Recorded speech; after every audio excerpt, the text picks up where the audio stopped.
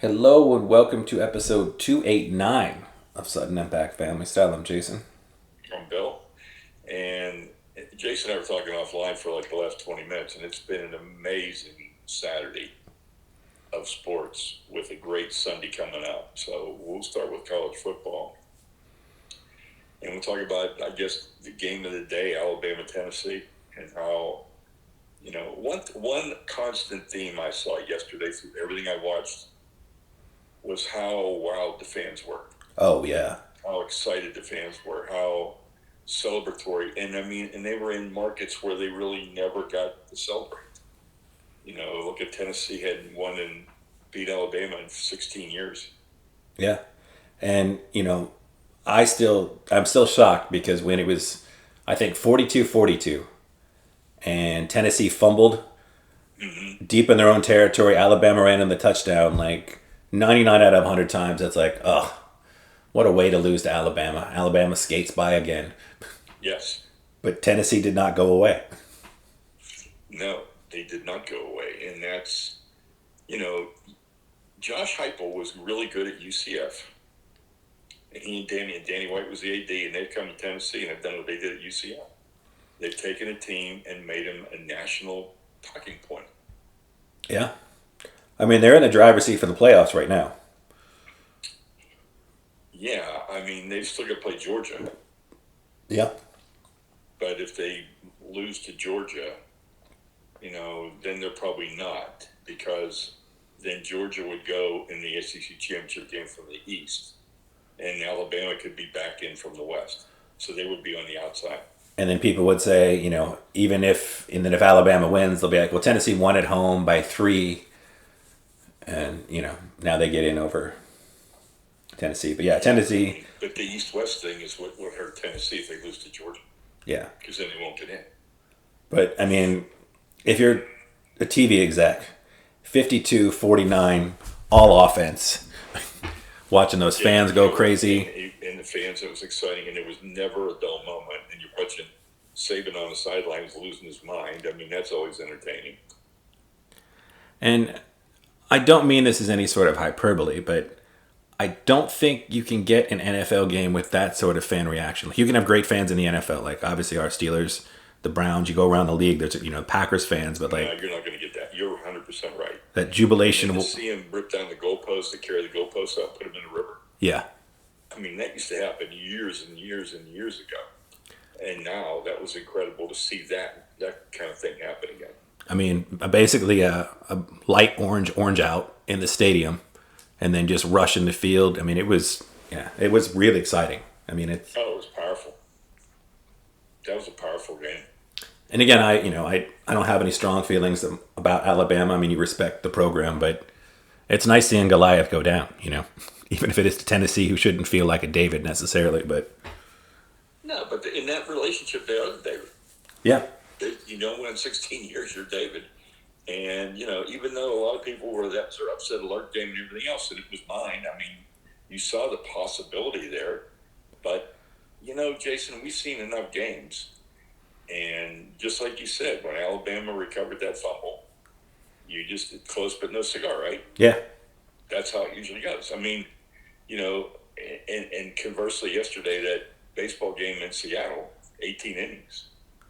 Who won? The Astros won. Yeah. 1-0.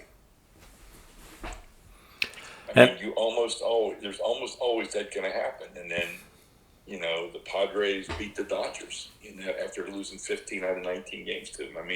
So it was just, the fans just had an incredible effect on the games, I thought, yesterday. Oh, very much so. Very much so. And I guess we should mention that if you haven't seen it, the game-winning kick in the Tennessee game was a bizarre knuckleball. Like, it's spinning sideways. You assumed he was going to miss it, and it somehow went through. And I can't believe it carried for 40 yards when No. you kick it like that. When you kick it like that, it usually dies before it gets to the goalpost. Yeah. It was not Justin Tucker last week who would have kicked it, who they said the goalpost could have been the size of a football and it would have gone through. This was one of the uglier kicks to ever win, but it won and gave us a beautiful sports moment. And we had some other top 10 stuff, right? Unfortunately, my Cowboys went down to TCU and lost. I think Spencer Sanders was hurt. I mean, he came out really good in the first quarter. They were up 24-7 with 5 minutes gone in the second quarter, and ended up losing 43-40 double overtime. But they didn't do anything at all. So from that point, 24-7 on, they did very, very little.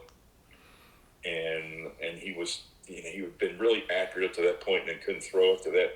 I think he had a bad shoulder going in. I think he must have got dinged on it because he did not look good. No, he did not. But TCU couldn't stop TCU. TCU could run the ball, and their quarterback was awesome. I mean, it was really good. So, I mean, I guess I would say right now TCU is a legitimate shot.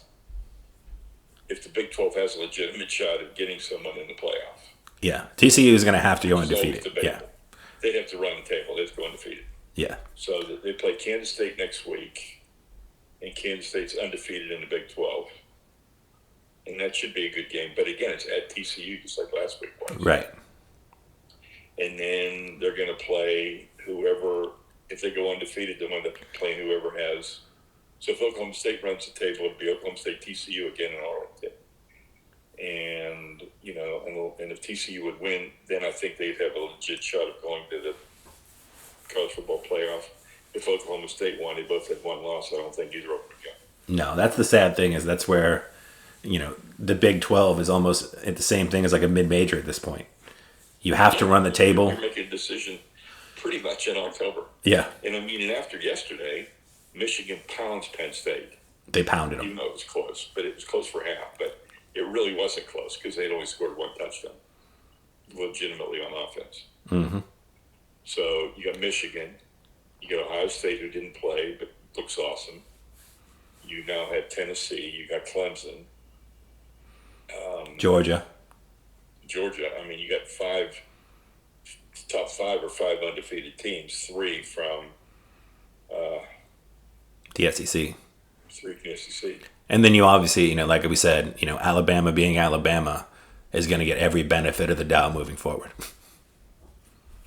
Although you got to wonder if they're good enough that they might not lose again. They play, the game they'll be pointing to now is they're going to play Lane Kiffin at Mississippi. Yeah. And Mississippi's undefeated. And good. And Alabama has looked very vulnerable this year. Yeah.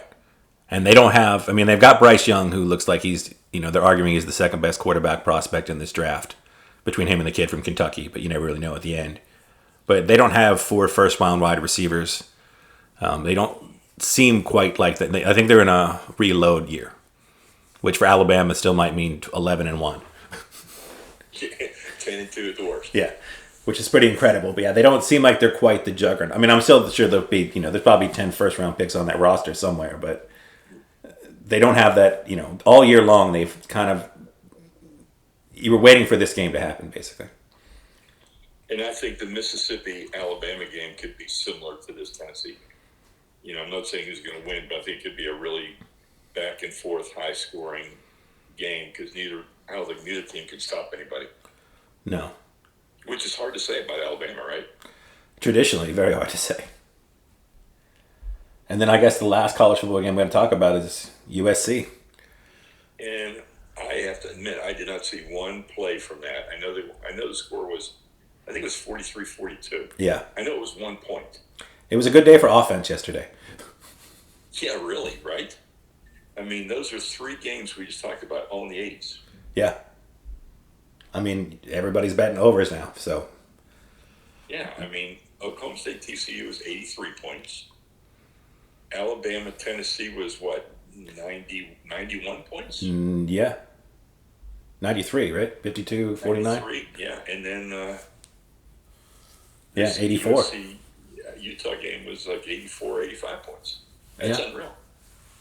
Because that, I think that helps you get the non-fans of those schools tuning in, which I know is what the networks want anyway. But yeah, it was just really exciting.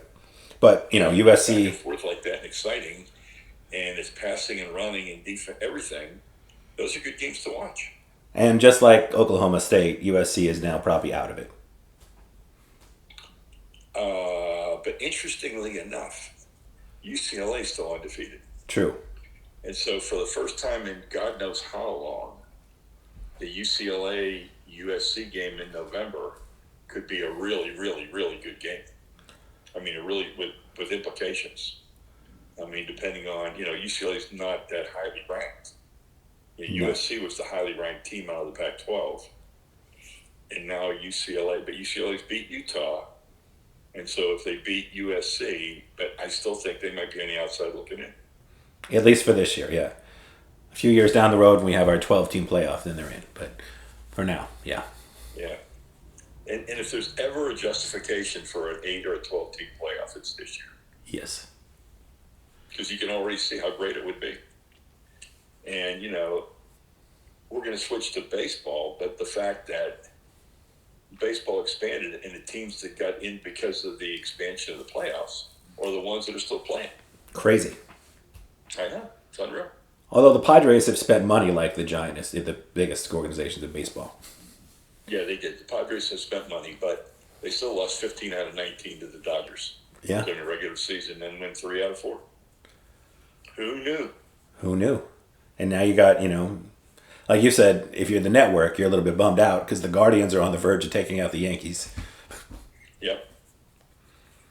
What you're going to have, though, in the Padres-Philly series is some raucous crowds that are really, really into it. Those were the two. That in Seattle, the Seattle crowd was really into it. Yeah. And the Cleveland crowd was probably, and I didn't see much of that game because I was watching the Seattle game. Cleveland's got some really nice fans. They're very raucous and dedicated to their city, which is nice, And the Astro fans are into it. So, I mean, you're going to have really loud fans in all those stadiums, so it should be really exciting. Which, we talked about how you don't have Los Angeles, you don't have New York right now. But if you tune into a baseball game and people are into it and screaming, like, that energy will draw you in. And I think baseball could use that, too. Yeah, I agree, 100%. Well, I'm a Padre fan for the playoffs, and I've watched the games and I got into it, so it was fun. Yeah. Well, I guess we can transition to hoops, a little NBA, because we got some stories, right? Yeah. Regular season starts this week. We had a bunch of signings this week. The Warriors opened up the checkbook for Wiggins and Poole, which means they didn't open up the checkbook for Draymond. And following the fight, and we've talked about this, Jason. How do you feel about how it was disciplined? About what? Sorry, you cut out for a second. How do you feel about how the Warriors handled Draymond in terms of discipline? I don't really know what to do. I mean, I'm sure hopefully they talked. I mean, I guess that's your apology to Poole is here's $140 million in an extension. Yeah. So don't feel bad about getting punched by Draymond. But if you watch that event, like I do like we talked about offline, like you would take anything Kevin Durant said about the Warriors and especially Draymond Green with a grain of salt. Like I know they went on a podcast together and, blame Bob Myers and Steve Kerr for everything that went down between them. But, I'm sure there's still some bad blood on KD's part. But as KD pointed out, and if anyone saw the video, that is not the normal fight you get in a locker room or on a practice field. Like, that was an assault. Where Draymond walked across a court and just cold cocked somebody. Like, that's not, two guys going hard at it in practice and then they, get into a little scuffle. That was awful. And as KD pointed out, that stuff does not happen in practices, which I thought was very important. No. And you can't say it was the heat of the action because neither of them were in action. They weren't in action and even off court. Yeah. Jordan Poole was standing on one, they're basically on the corner of the court, but on opposite each other. And Draymond just walked over and clocked him. And I'm sure if the Warriors, even before this, even with Draymond's history before this, he has not been the same player. No. He's basically his skills were eroded. Yeah, he's a zero on the offensive end. He had that 2-year stretch when they were winning finals where he was hitting corner threes. He's not doing that anymore. And, he was up and down in the playoffs. He got benched in the playoffs last year. Mm-hmm. So I'm not sure if you were paying him just based on his physical skills and, where a 6'8", 6'9", basically defensive center. I know he's been he's been crucial to their success. And no one wants to take anything away from Draymond on that level. No, I mean, he's playing that point forward thing. He's playing it really well. Yeah. But, you do have Kuminga, you do have Moody. Now you got Wiggins. You got Poole, you got Clay, you got Steph. You got Wiseman. I mean, Yeah, you have a lot more pieces that need to be taken up more time on the court. Yeah. His time, probably. And I'm sure there's probably internal discussions with Steph as well. Like, not that Steph gets to make decisions, but I think, can we win without him sort of a thing. And I do sort of feel like, although Steph is a very sort of soft-spoken superstar, I do feel like sort of in the Tom Brady, Bill Belichick way, I think Steph loved winning without KD, even though he already won with KD without KD the first time. And I think he and Wiggins, I don't think they would mind winning without Draymond, motivational wise. And I think the punch is kind of contrary to who Steph is and Yeah. what he believes in. And I think that will stay with him. I think that is the okay. That's why it would be okay to make a change. Yes. And again, I don't know what his value is around the league, but again, if you get a piece that's, between Wiseman, Moody, Kuminga, moving up in your minutes, and then if you could bring in one piece to maybe take, now you got 4 guys for that one spot, but a little bit more, changing up what you do on offense, it's not a bad thing. Well, interesting landing spots for him. One would be the Lakers. Yeah. One would be the Nets. One would be the Heat. He feels like a Miami Heat player. And I think he might be a missing ingredient for the Heat to get the Heat over the top. Yeah. With that said, I could also see him go to Celtics. But I could also see him go to the Knicks because it's a kind of a Knick move. It's a very Knick move. And so we'll have to watch it because, if it doesn't happen now, I think it'll happen before the All-Star game. Yeah. And as we recommended on this podcast, shifting to the Los Angeles Lakers, who you just talked about, Russ is now going to come off the bench and run the second unit.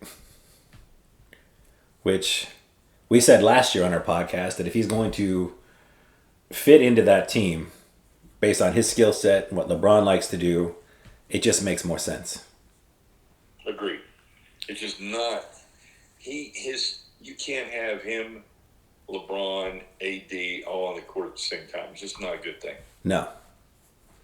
It's not what they do well. And you figure with LeBron being 39 and having almost an unprecedented number of miles on his legs at this point, NBA-wise, it's probably not going to mind if the second unit's playing a little bit more than normal second units play.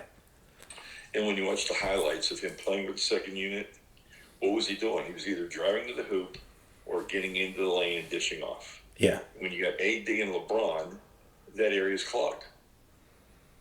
And so that won't work. No. But it works with the second team. So we'll see where it goes.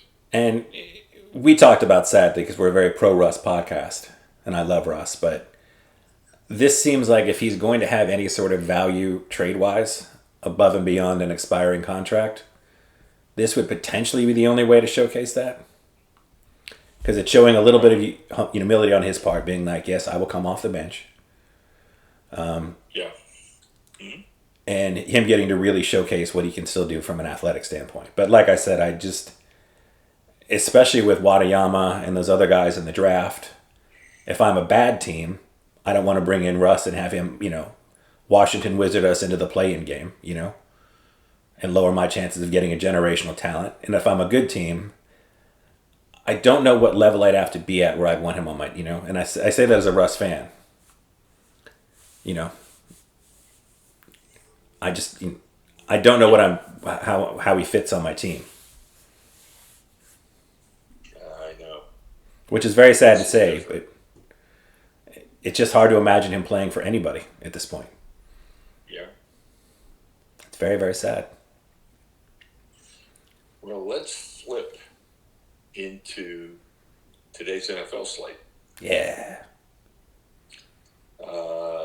Kansas City Buffalo, can you ask for a better game? Not regular. It's going to be hard to live up to what you think it's going to be. Well, especially. Remember the game from last year. Yeah. I don't think we're getting that. I don't think we're going to get that either. But I think it's still going to be a game of big plays. And if we're doing our Sports Center Get Up segment right now, I think everyone would agree that it's probably a more important game for Buffalo, given Buffalo's history, than it is for Kansas City. Agreed. I think it's more important to Buffalo's psyche and where they go from here. Yeah. Like, this is the... Kansas City needs to keep a lead over L.A., but they've gotten a real benefit in that the Raiders and the Broncos are fairly out of it right now. And we talked about that division having 4 champions. And yeah, we did. But we knew we thought there would be 3 playoff teams for sure. Yeah. And now maybe 2. And now maybe 2, because Russell Wilson is really disappointed. But I kind of thought he was winding down. I was not surprised that he did go there and he was not the second coming. I am surprised that it's been this bad. I mean, it was hard not to look at Handler, Judy, Sutton, our cousin, Mr. Sutton, and think, he'd be able to go in and be better than Drew Lock, which was the bar. Yeah. You'd have thought that. Or better than, even... He was coming in like when Peyton Manning won a Super Bowl there. Peyton Manning had a noodle arm and was completely washed. But he still managed, with that great defense and weapons to pull it out. And you sort of thought, well, this is a better version of that. It's a younger guy. But Russell has not been Russell for about 2 years. No. And Pete Carroll and him have had their fight. And right now, Geno Smith and Pete Carroll are looking like geniuses. And I got to tell you, I never saw this coming from Geno Smith. No. Never. They have one of the top 5 offenses in the NFL. And Geno Smith is the number 1 fantasy quarterback right now. Let that sink in. And what would the odds have been to bet on that? That would have been astronomical. Yeah. But, I mean, sort of like with Cooper Rush in Dallas, and we'll get to the second game on that one, sometimes if the quarterback just plays to the system and then only makes plays when they're really needed, like Cooper Rush, sometimes the coaching is right. Right? Yeah. This is what we designed. If you do what's designed for us, and then, occasionally when the play breaks down, then do your superstar stuff. We've had 3 straight years of let Russ cook. And Russ is not a good chef. Right? He's just... Yeah. So that's an interesting game. And then the Raiders have been a disappointment in another way. They seem like they just can't, they look great for 3 quarters and just can't pull it off. And they're at 1 win right now. I cannot figure that out for my life. Just the other Sunday night or Monday night game, they were in control the entire time and just botched it down the stretch. So how's your feeling staying up to Dallas and Philadelphia? I think Philadelphia is the better team. I mean, Micah Parsons is a one-man wrecking crew. He's, he can turn the tide of a game. That Dallas defense is phenomenal. But Philly defense is also good, and I think Philly's offense is better. And the thing I like about Philly is Jalen Hurts he sort of changes all the QB narratives, right? Yeah. Because he was, the perfect soldier in Alabama. When he went down with injury, Tua came in, and then we never saw Jalen Hurts again until he went to Oklahoma. And then he came out in the draft, and people were like, well, he can't do this, he can't do that. But Jalen Hurts has always been, he's got all the intangibles in the world. And he's got the physical ability, and maybe, if we coach him up, and they have, and he went from being, a good stats, bad team player to a legitimately great quarterback MVP candidate. It's nice to see, Yeah, it's really nice to see. And, people have pointed out, if you watch some of those NFL Network breakdowns, you can see that his throwing motion has changed over the last couple of years. He's worked on his footwork. He doesn't look to run without looking to pass. He's been everything, all the things that they said he needed to do, he's worked on. And if you watched him through his years at Alabama, he seems like that kind of player. But, sort of like Kawhi Leonard in the NBA, if you watch somebody just work and work and work and then get better at the things they said he couldn't do, and he's done it. So... And on the other side, I think Philly's going to win tonight because they're home. Yeah. I think that's going to play a role. Plus, I just don't think Dallas has enough weapons on offense. No. I like Pollard. I like CeeDee Lamb okay. But none of the other receivers stand out. So it's going to be, interesting to see what they do. And you have to worry really about Cooper Rush taking off and running. So We'll see. Yeah. Well, But Jalen Hurts is really going to be tested, so we'll know how much improvement he's made and where that is. And when you look, Micah Parsons off him, and we'll see what happens. but when you look at the way they've constructed this Philadelphia team, again after that Super Bowl run with Nick Foles, like that general manager, that whole group has done an incredible job. No question. Even like giving up the first round pick for AJ Brown, like you got a 25-year-old absolute stud receiver who's a perfect complement to Devontae Smith, who you drafted the year before in the first round. And I still can't figure out why, if you're Tennessee, why you trade AJ Brown for number 1 draft pick. It just doesn't make sense. 2 number 1 draft picks, 3 number 1 draft picks. He was a dominant receiver last year. Yeah. And I know you probably thought, well, we got Trayvon Burks. He looks like a younger, cheaper AJ Brown, but he is not those things yet. No, he hasn't even been on the field much. No. Well, I'll talk about one more football thing. Call this our Steeler moment if you want.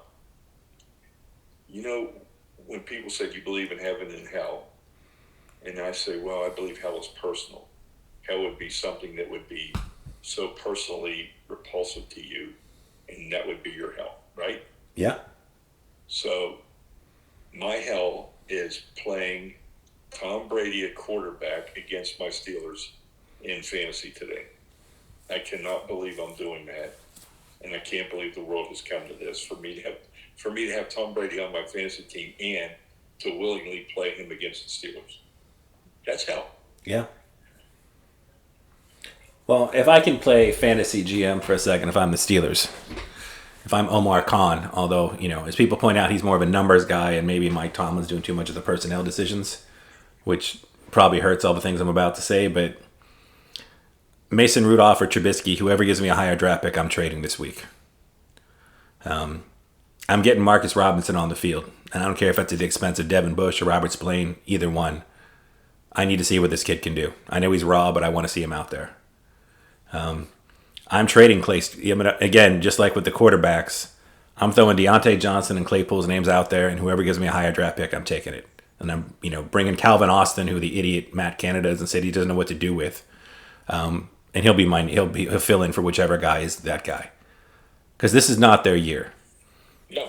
And anything I can get to build my team for 2 years from now, which is I think what they've got to look at realistically, that's what I'm doing. I want as many bites at the apple as I can, and anybody that's not immediate my future, you're gone. Yeah.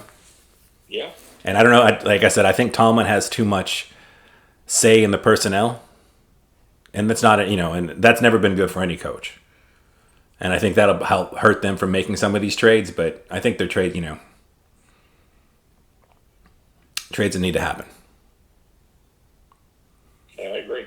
I don't fall in anything you say there. I would blow it up and get whatever I could, start stockpiling. Yeah. Because again, if you throw in Calvin Austin instead of Deontay Johnson or Chase Claypool, I don't think you're hurting yourself that much, weapons-wise, on offense for Kenny Pickett's development. And then, like I said, Marcus Robinson, I thought for a kid that played running back for 3 years at Auburn, I thought he looked phenomenal in the preseason. And I know he's going to miss way more assignments than Robert Spillane will, but that's why I want him out there now. See if I have something in him, or see if that, see what positions I need to address. That's all. Okay. Oh, I got a positive note on something we rarely talk about. Okay. Ricky Fowler has the lead going into the last day of the golf tournament. And Ricky hasn't been competitive for a few years now. So I know it's not a real heavy filled, top 20 players are not really playing in this event. But it's nice for me to see Ricky playing positively. Of course. I like Ricky. Yeah. Well, I have entertainment. Okay. What do you got? Again, FX is the Patient with Steve Carell, who you and I have never been giant fans of. Yeah. It is such a good show. It's got multiple layers. I mean, like I said, the premise, which I think I described a few weeks ago when I recommended it, is a serial killer kidnaps his therapist because he wants to stop being a serial killer. So he has his therapist chained in the basement, and he's using him for therapy. But it's a lot more deep. But there's so many layers to this show. There's a lot of humanity to this show, and it's just a really, really well done show. So, highly recommended. I also got to throw out The Reboot, which is also on Hulu. Are you familiar with that one, Dad? No. It's Judy Greer, Johnny Knoxville, Michael Keegan. What's the guy's name? What can I remember from Aliens and Mad About You? Paul Reiser. Paul Reiser, yeah. And the premise is that they're rebooting basically like a Family Matters or one of those cheesy shows. It's being rebooted today with the original cast. And you sort of have this writer's room of young, diverse people along with these old comedy writers. And it's just a delightful little sitcom. Okay, The Reboot. Yeah. And I think there's 6 or 7 of those out right now. Okay. And then I guess my last one, I watched Halloween Ends last night. And? The final of the trilogy. I thought it was an appropriate ending to the way they've set up this trilogy. Okay. I've been, a little hit or miss with the trilogy in general. Like, I think it's had some very strong moments. I think there's things that, when I hear interviews from the writers and the director of what they were going to accomplish, I think those were excellent goals. I didn't think they necessarily achieved those goals on screen or on paper. I think they contradicted themselves with some of the stuff they put on the screen. They didn't quite fit what they were claiming they were going for. But I do think they tied it all up in a nice little bow at the end. And I would recommend watching all 3 together. I mean, watching them, maybe not all in one night because it's like 6 hours of movies, but, Well, let me ask you the big question. Yes. Do you really believe it's the end of Michael Myers? Of the Danny McBride trilogy, yes, because they said they're done. But no. Michael Myers is an institution, and he'll come back in some shape or form, Jason is coming back. He's in, the Blumhouse has him on a reboot for him. I think the only one they failed at, and I don't think it's necessarily their fault, is Freddy. I think Robert Englund is just so much a part of Freddy that it's tough for anyone to be Freddy that's not him. Gotcha. Because the James Earl Ray, that actor who's been really good, we've liked him in a couple crime shows.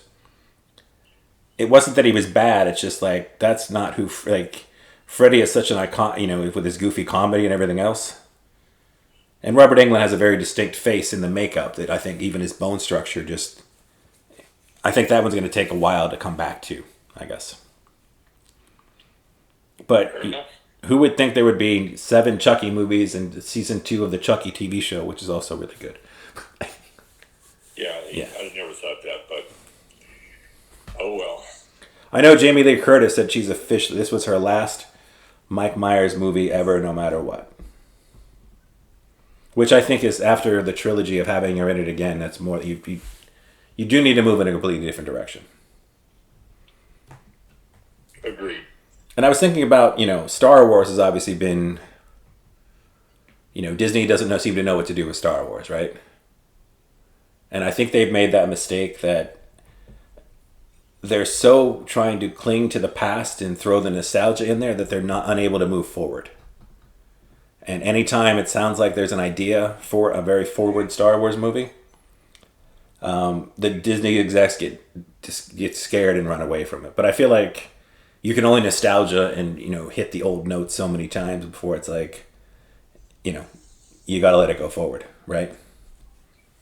That's exactly what you need to do. But, Disney's Disney. They got plenty of money. They can experiment. But they don't want to experiment. No. I mean, that's what I'm saying. They can. Yeah. But they don't feel the need to.